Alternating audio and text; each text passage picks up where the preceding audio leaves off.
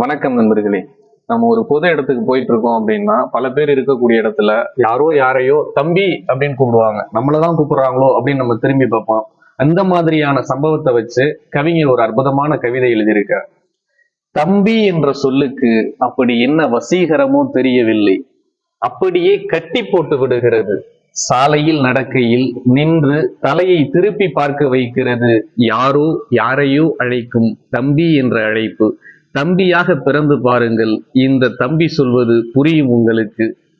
உடன் பிறந்தவர்கள் இருந்தாலும் இல்லாவிட்டாலும், இருந்தும் இல்லாமல் இருந்தாலும், ஜென்மம் 7 என்றானாலும் 7ம் இருக்கட்டும் தம்பியாகவே.